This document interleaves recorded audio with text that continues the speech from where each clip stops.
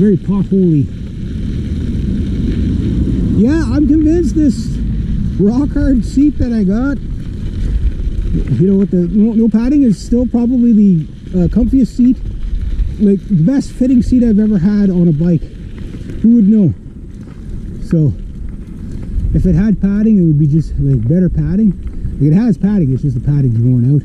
If it had better padding, it'd be like the most awesome seat ever. Like completely unrestricted. Like you can pedal for hours without anything going numb on you. So if you're pedaling and your crotch is going numb or your butt's going numb, the seat doesn't fit you. If you're pedaling and it's like really killing your shoulders, your back, and your wrists are more about the handlebars, I think. But like your elbows, your shoulders, and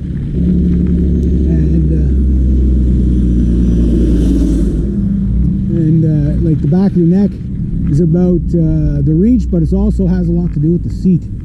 Because what happens is, when you have a good fitting seat, right, and you won't know unless everything else is into play, such as your reach and your stack, but what happens is, if you have a smaller bike like this, you're almost too crunched up. You need to be higher, right? You need to actually be higher and longer out, or else what happens is you put a lot of pressure on your wrists and your shoulders. But if your reach is too long, what happens is you tend to slide forward on your seat thinking your seat's not comfortable. Meanwhile, the way to know, that's a pile of dust up there. What's going on? Something dusting the road up there for sure. The way to judge it, okay, if you're sliding around on your seat, then it has something to do with your bars, right? Like, so if you're sliding forward on the seat, which no seat's comfortable if you're not seated on it where you're supposed to. This seat, I can actually stay on it pretty good, right on the sit bones. So basically the two main, ball sockets of your butt, where your, your sit bones are, right? Those take almost all the weight of everything.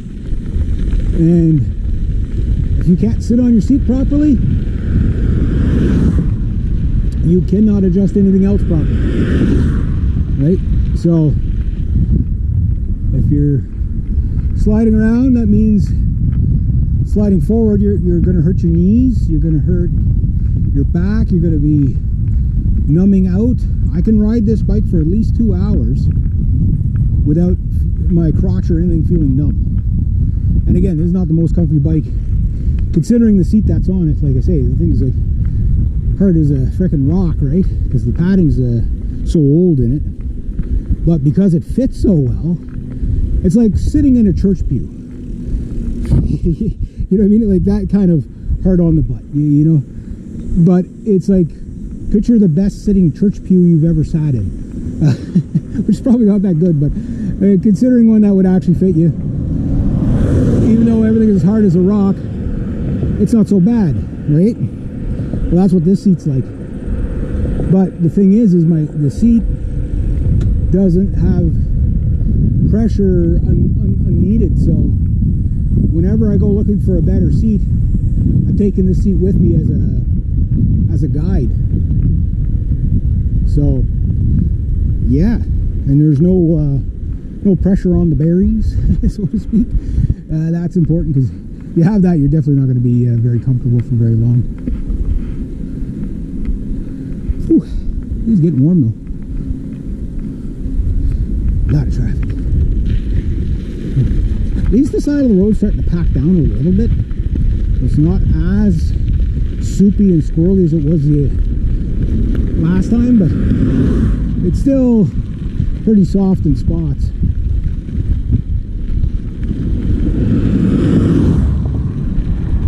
What you need is people like pulling off to the shoulder. You can see where the tire marks are.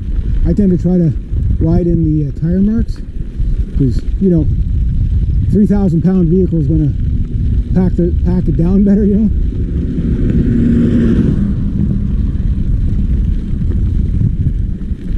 But with the fresh stuff, what you're most worried about is the, I won't even say it out loud, but the pop, you know what I mean? Because the rocks are sharp and, you know, they're all displaced, but when they're packed down, it's not as bad. I still got a headwind. I cannot believe I have a headwind both ways. How does it know?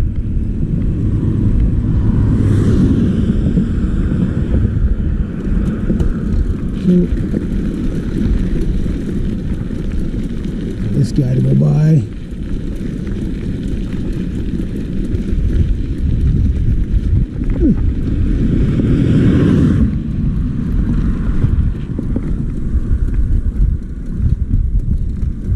So, I have about $500 for a bike.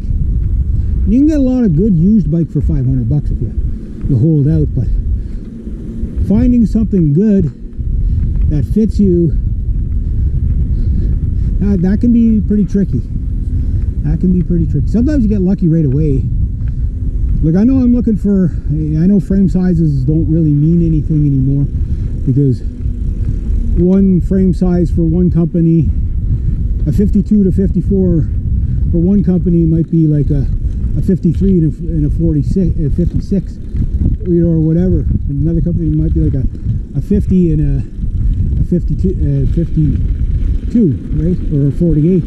So you just don't know until you sit on it, but you can get an idea if you have the tube length. So you take your bike now and say, well, this bike needs to be a little bit more this way, a little more that way. And you can get an idea of what measurements you're going to need. So,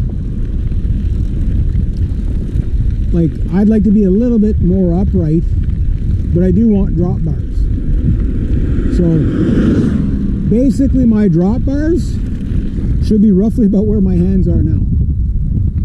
And I should be a little bit more forward, maybe about here, with the drop bars. Right? You know, for right geometry. And then for riding on the tops, I should be about there. Like, that's where my arm is, so that's where my bars need to be. You know what I mean? So you see, this bike is about 4 inches too short for me. You know, so that's a slight bend in my arms, but that's where I should be.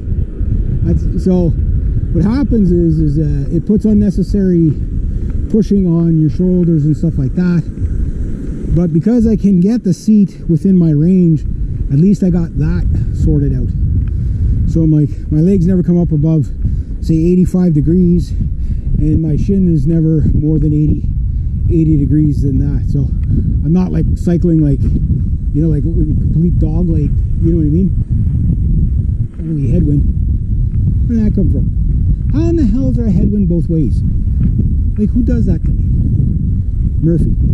It's Murphy. Always Murphy. That makes no sense. That's stupid.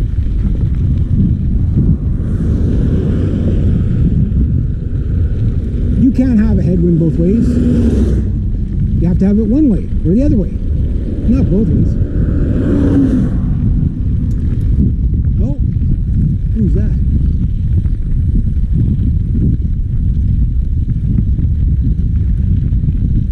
Oh, I might have a ride.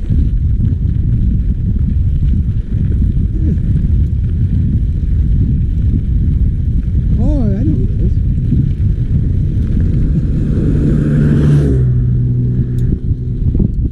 How's it going?